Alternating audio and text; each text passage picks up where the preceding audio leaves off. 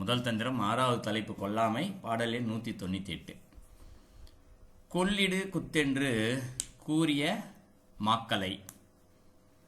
கொள்ளிடு குத்திடு, எதை கொள்ளிடு? பிற உயிர்களை கொல் என்றும் குத்து என்றும் கூறிய மாக்களை. அவர் கொள்ளிடு அப்படின்னா தலைப்பு கொல்லாமை, கொல்லாதேன்னு சொன்னால் பரவாயில்ல, அதை ஏற்றுக்கொள்ளலாம். சரி, கொல்லக்கூடாது அப்படின்றத ஏற்றுக்கலாம். ஆனால் குத்திடுன்ற ஒரு வார்த்தையை சேர்த்து சொல்கிறார். குத்திடுன்றது சும்மா கையால் குத்துறது கிடையாது, அது அடி உத குத்து அப்படின்றது கிடையாது. குத்திடுன்ற வார்த்தைக்கு புரிஞ்சுக்கணும்னா நம்ம ஜீவகாருண்யம் அப்படின்னு சொல்லுவோம். வள்ளலார் சொல்லுவார் ஜீவகாருண்யம்னு. அவர் சொன்னது தான் இந்த இடத்துல. இந்த குத்திடுன்ற ஒரு வார்த்தையை தான் அவர் முழுமையாக அவ்வளோ பெருசாக சொல்லியிருக்காரு. ஆனால் திருமந்திரத்தில் திருமூலரா ஜீவகாருண்யம் சொன்ன அவ்வளோ வார்த்தையும் சேர்த்து ஒரே சிறு வார்த்தையில் குத்திடு அப்படின்னு சொல்லி வச்சிட்டார். இந்த குத்திடுன்றது சொல்லால், செயலால், சிந்தனையால் யாருக்கும் எந்த விதமான பாதிப்பும் ஏற்படாது இருத்தல் தான் இந்த இடத்துல அந்த குத்திடு அப்படின்னு சொல்லப்படுறது. முழுமையான ஜீவகாருண்யம். ஏதேனும் நம்ம வார்த்தைகளை பயன்படுத்தி அது அடுத்தவருடைய மனதை காயப்படுத்தினால் கூட அது குத்திடு தான். கையால் குத்துறது மட்டும் இல்லை, கத்தியால் குத்துறது, கையால் குத்துறது மட்டும் இல்லை, வார்த்தையால் குத்துவது கூட இங்கே இருக்கத்தான் செய்கிறது. நம்மளுடைய செயலில் குத்துதல் என்பதும் இருக்கத்தான் செய்கிறது. ஸோ அது ரொம்ப நம்ம எச்சரிக்கையாக செயல்பட வேண்டும். சொல்லால், செயலால், சிந்தனையால் கூட சரி. இப்படி யாரெல்லாம் இந்த இடத்துல செய்கிறாங்களோ, ஸோ கூறிய மாக்களை அப்படின்றார். இந்த இடத்துல மாக்கள்ன்றது ரொம்ப வெறி பிடித்து சொல்லக்கூடியவர்களை. வல்லடிக்காரர் வலிக்க கயிற்றால் கட்டி அப்படின்னு சொல்கிறார். வல்லடிக்காரர் அப்படிங்கிறார். யார் வல்லடிக்காரர் அப்படின்னா, யார் ரொம்ப வலிமையாக இருக்கிறார்களோ அவர்கள் தான் வல்லடிக்காரர். ரிக்ஷா வச்சிருப்பார் ரிக்ஷாக்காரர், ஆட்டோ ஓட்டுவார் ஆட்டோ ஓட்டுக்காரர், இல்லையா? எந்தெந்த தொழில் செய்கிறார்களோ அந்த தொழிலுக்கு ஏற்றார் போல காரர் என்ற ஒரு வார்த்தையை சேர்த்து பயன்படுத்துவோம். அந்த மாதிரி இங்கே வல்லடிக்காரர் என்றால் யார் மிகவும் வலிமையாக இருக்கிறார்களோ அவர்கள் தான் வல்லடிக்காரர். யார் இவர்கள் அப்படின்னு பார்த்தோம்னா, யமதூதுவர்கள் தான் இந்த இடத்துல வல்லடிக்காரர்களாக இருக்கிறார்கள். ஏன்னா அவங்க தான் நம்மளுடைய உயிரை எடுத்து செல்வார்களாம். நம்ம யமன் உயிரை எடுத்துகிட்டு போகிறான் அப்படின்னு சொல்லுவோம். ஆனால் யமன் இங்கே எல்லாருடைய சாதாரண உயிர்கள் எதையுமே யமன் எடுக்கிறதே கிடையாது.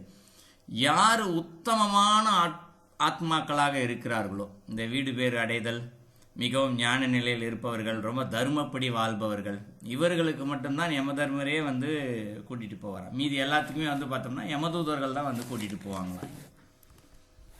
ஸோ அவர்கள் தான் வல்லடிக்காரர்கள். இன்னொரு பக்கம் பார்த்தோம்னா, அவங்கக்கிட்ட நம்ம எதுவுமே சொல்ல முடியாது. இந்த வினாடி ஒரு மனிதன் அவனுடைய உடம்பிலிருந்து உயிர் பிரிய வேண்டும் என்று இருந்தால் அந்த வினாடியை அவர் கரெக்டாக எடுத்துகிட்டு போயிடுவாங்க. அது யாராலும் ஒரு நிமிஷம் இறைவனை தவிர வேறு யாராலும் கூட்டவோ குறைக்கவோ ஒன்றும் முடியாது. அவர் வேலை முடிஞ்சதுப்பா நான் கூட்டு போகிறேன்பான்னு சொல்லிட்டு கூட்டு போயிட்டே இருப்பார். வேறு எந்த சாக்கும் நம்ம அவர்கிட்ட சொல்ல முடியாது. அதனால தான் அவர் வலிமை மிக்கவர், வல்லடிக்காரர் அப்படின்னு சொல்கிறார். வலிக்கயிற்றால் கட்டி அப்படிங்கிறது. வலின்னா ரொம்ப வலிமையான உயிர். கயிற்றால் நம்மளை கட்டிடுவாங்களாம் இந்த இடத்துல. இந்த உயிரை கட்டிடுவாங்களாம். கட்டிட்டு உடம்புலேருந்து உயிர் பிரிஞ்சிடுச்சுல்ல, பிரிஞ்சதுக்கப்புறம் என்ன செய்வாங்களாம், செல்லிடு நில்லென்று தீவாய் நரகிடை அப்படின்னு சொல்கிறாங்க. செல்லிடு அப்படின்னா, சரி நட, முதல்ல சீக்கிரம் நட அப்படின்னு சொல்லிட்டு விரட்டுறது. சரி சீக்கிரம் நடன்னு சொல்லி விரட்டுறாங்களே நம்மளன்னு ஒரு பயந்து போய் நம்ம வேகமாக போகும்போது நில் என்று அப்படின்றோம். நில்லு அப்படின்வாங்களாம். ஐயோ என்னடா அவர் நிற்க சொல்கிறாரேன்னு சொல்லிட்டு கப்பு நிற்போமா, திருப்பி என்ன பண்ணுவாங்களாம், வேகமாக பண்ணுவாங்களாம். ஸோ இதை மாற்றி சொன்னால் எப்படி இருக்கும் ஒரு மனிதனுக்கு? எதையாவது ஒன்றே உறுதியாக சொல்லணும். ஆனால் அவங்க நம்ம என்ன செய்கிறோமோ அதற்கு நேர்மறையான ஒரு விஷயத்தை சொல்லி எங்கே கொண்டு போங்களாம், தீவாய் நரகிடை அப்படின்னு சொல்கிறார். ரொம்ப தீவாய்னா ரொம்ப தீ எரிந்து கொண்டு இருக்கக்கூடிய ஒரு நரகத்தினிடை சென்று என்ன செய்வாங்களாம், நில்லிடும் என்று நிறுத்தும் அவர்தாமே அப்படின்னு சொல்கிறார். நில்லிடும், அங்கேயே நில்லு அப்படின்னு சொல்லிட்டு நிப்பாட்டி வச்சிருவாங்களாம் அந்த இடத்துல. தீவாயினர்னா ரொம்ப வெப்பமாக இருக்கும் இல்லைங்களா அவங்களுக்கு, அந்த இடத்துல போய் நிப்பாட்டி வச்சிருவாங்களாம். அப்போ இதை எப்படி புரிஞ்சிக்கலாம் அப்படின்னா, நம்ம ஏற்கனவே சொர்க்கம் என்று ஒன்று இருக்கின்றது, நரகம் என்று ஒன்று இருக்கின்றது, இது படிச்சிருப்போம். இன்னொன்று பக்கம் பார்த்தோம்னா சொர்க்கமும் நரகமும் இங்கே தான் இருக்குது. இதையும் நம்ம திருமந்திரத்திலே ஏதோ ஒரு பாடலெல்லாம் குறிப்பிட்டு வச்சுருக்கார். சொர்க்கமும் நரகமும் ஒன்று இருக்குது, தனியாக இருக்குது. அதே நேரத்தில் சொர்க்கமும் நரகமும் இங்கேயும் இருக்கிறது. ஸோ அந்த நரகத்தில் கொண்டு போய் போடுவாங்கன்றது ஒன்று. இங்கேயே ஏன் நரகம் இருக்குது சொர்க்கம் இருக்குது அப்படின்னு சொல்கிறாங்கன்னா இதை கொஞ்சம் புரிஞ்சுக்கிறதும் கடினம்தான். என்னென்னா, இப்போ ஒரு மனிதர் ஒரு 100 வயது வரைக்கும் வாழ வேண்டும் என்று விதி இருக்குன்னு வச்சுக்குவோம். அவர் என்ன பண்ணுறாரு, ஒரு புலால் சாப்பிடுதல், இல்லை ரொம்ப ஆணவ அதிகார இதோடு இருத்தல், தவறான முறையில் ஒழுக்கம் இல்லாத முறையில் வாழ்கிறாருன்னு வச்சுக்குவோம். 100 வயசு வரைக்கும் வாழ முடியாது, சீக்கிரமாகவே இறந்துடுவார் இந்த இடத்துல, இல்லைங்களா? ஆனால் இறந்ததுக்கு பின்பாக ஒரு 80 வயசில் இறந்துடுறாருன்னு வச்சுக்குவோம். ஆனால் அவர் இன்னும் 20 வயசு வாழ வேண்டிய ஒரு சூழ்நிலை வருகின்றது. அப்போ அவர் என்ன தவறு செய்தாரோ தவறுக்கு ஏற்ற ஒரு தண்டனையை அனுபவிக்கணும், இல்லைங்களா? அந்த தண்டனையை எங்கே அனுபவிப்பார்? நரகத்தில் போய் அனுபவிப்பார். இது பூதநாத கீதை என்னும் நூல் சொல்லுது. அந்த பிறவிகளுக்கான தண்டனையை அனுபவிப்பதற்கு அங்கே. இப்போ அதே நேரத்தில் சிலர் சின்ன சின்ன தப்பு தான் பண்ணியிருப்பாங்க, ரொம்ப பெரியலாம் தப்புலாம் பண்ணலை, ரொம்ப அதாவது அறியாமல் செய்த தவறு. அதாவது தெரிஞ்சு தப்பு செஞ்சாலும் தெரியாமல் தப்பு செஞ்சாலும் தண்டனை ஒன்று தான். நெருப்புக்குள்ளே தெரிஞ்சு கையை விட்டாலும் சுடும், தெரியாமல் செய்ய விட்டால், நீ தெரியாமல் கை விட்ட கொஞ்சோண்டு நான் நெருப்பு சிட்டன்லாம் சொல்லாது, அப்பயும் தப்பு தான். அப்போ தெரியாமல் செய்தாலும் அந்த தண்டனை. ஆனால் என்ன, தெரியாமல் செய்தனால் நரகம் வரைக்கும் சென்று அனுபவிக்க வேண்டிய தண்டனை இருக்காது. அது இந்த உலகத்திலேயே அந்த நரக வேதனையை அனுபவிக்க வேண்டியிருக்கும். இந்த உலகத்தில் பலர் இதெல்லாம் எப்பயாவது ஒரு முறையாவது சொல்லியிருப்போம். வாழ்க்கை என்னடா வாழ்க்கை, ஒரு நோய் வந்துருச்சுன்னா அது நோய் போகிறதுக்குள்ளே நரக வேதனை என்ற ஒரு வார்த்தையை பயன்படுத்துவார்கள். ஸோ வாழ்க்கை முறையிலேயே இது போல் இருக்கும். இன்னும் சிலருக்கு அதை விட ஒரு கொடுமையான ஒரு இது இருக்கும், தண்டனையெல்லாம் கொடுக்கப்படும். என்னென்னா, இப்போது நரகம் இந்த உலகத்தில் எங்கே இருக்குது அப்படின்னு சொல்லி பார்த்தோம்னா, அதுக்கு ஒரு சித்தருடைய நூல் பாடல் சொல்லுது, தாயினுடைய கர்ப்பப்பை இருக்கு இல்லையா, அதைத்தான் நரகம் என்று கோடிட்டு காட்டுகிறது. ஏண்டாப்பா அது தாயுடைய கர்ப்பப்பை அப்படின்னா, அந்த இடத்துல காற்று இருக்காது, வெளிச்சம் இருக்காது, துர்நாற்றம் மட்டும்தான் இருக்கும். ஏன்னா மழை காலத்துக்கு அருகில் தானே அங்கே கர்ப்பப்பை இருக்குது, துர்நாற்றம் அதிகமாக இருக்கும். கற்பனை செய்து பாருங்க, மூச்சு விடுறதுக்கு கூட காற்று இருக்காது, இல்லைங்களா? ஸோ ஆனால் அந்த இடத்துல வெளிச்சமும் இருக்காது, சத்தம் ஒன்றுமே இருக்காது. ஒரு மாதிரி அந்த இதுக்குள்ளே அந்த அனுபவிக்கும், அந்த துன்பத்தை அனுபவிக்கும். அது என்ன செய்யுமா அந்த இடத்துல? பல பேருக்கு இந்த கர்ப்பம் கலையுது அப்படிலாம் சொல்கிறாங்க இல்லையா?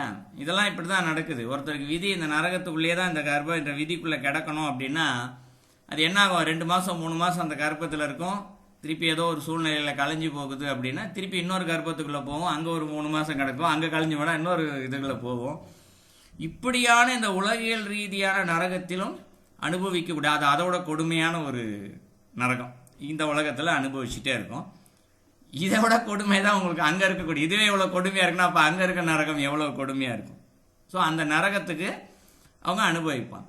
இப்போ இந்த நரகத்தை ஒரு துன்பம்னா கூட, இந்த நோய் என்ற ஒரு மனுஷன் அனுபவிக்கிறான், நரக வேதனையாக இருக்குன்னு சொன்னால் கூட யாராவது வீட்டுக்கு வந்திருந்தால் அவரை பார்க்க வந்தால் தான் அந்த வார்த்தையை சொல்லுவாங்களே தவிர்த்து சொல்லவே மாட்டாங்க. யாராவது ஒருத்தர் ரொம்ப கேன்சர் முத்துணு நோய் வந்தால் தான் அப்படியே நைட்டு ஃபுல்லாக தூங்காமல் கத்திக்கிட்டே கிடப்பாங்க. சில பேர் அதை பார்த்துருக்கலாம், பல பேருக்கு அது வாய்ப்பு இல்லை. 24 நேரமும் கத்திக்கிட்டே புலம்பிக்கிட்டே இருந்திருப்பாங்க. பலர் நோய் வாய்ப்பட்டு, அந்த கேன்சரில் நோய் வாய்ப்பட்டவங்க சில பேர்லாம் அந்த போல் தான் இருப்பாங்க. அப்போ இந்த பாடலில் சொல்கிற தீவாய் நரகிட என்று சொல்லப்படுவதும் அது போலத்தான். 24 மணி நேரமும் அந்த துன்பத்தை ஒவ்வொரு வினாடியும் அவங்க அனுபவிச்சுக்கிட்டே இருப்பாங்க அப்படின்னு சொல்லிட்டு சொல்கிறாரு. இந்த இடத்துக்கிட்ட தான் கொண்டு போய் அந்த வல்லடிக்காரர்கள் போய் நிப்பாட்டிடுவாங்களாம்.